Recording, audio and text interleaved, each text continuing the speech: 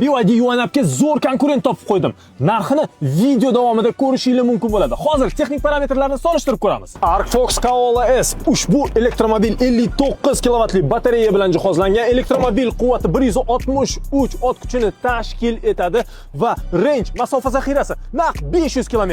Taqqoslash uchun UANAP 400 km yuradi. Menimcha bu ozgina kamroq. Menyu rus tilida 360 gradusli kamera bor. O'rindiqlar isitiladi va sovitiladi. Eshikni ochish uchun esa tugmani bosish o'zi yetarli. Kattakon yukxonani qopqog'i esa elektroprivod bilan jihozlangan. Menga aytinglarchi, UANAP bilan Arcfox Kaola S solishtirish to'liq videosini YouTube ga tayyorlash kerakmi yo'qmi? Fikrlarni kommentariyada kutib qolaman.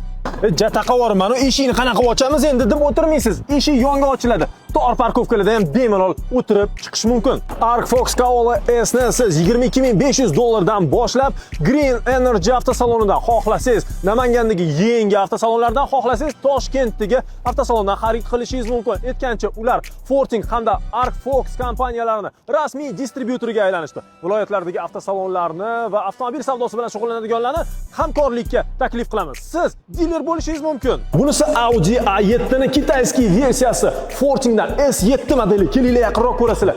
Bu juda ham go'zal bo'lgan liftback sizga 218 ot kuchini berishi mumkin. 606 soniya 100 gacha. Uni elektromobil hamda gibrid versiyalari bor. 1.5 litrli Atmo motor bilan jihozlangan gibrid versiyasi sizga uzoq masofalarga bemalol safar qilish imkoniyatini beradi.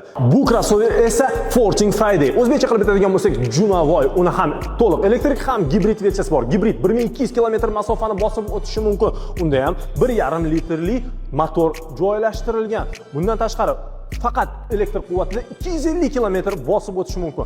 Ushbu avtomobillarning to'liq obzorlarini esa tez orada sizga taqdim etamiz.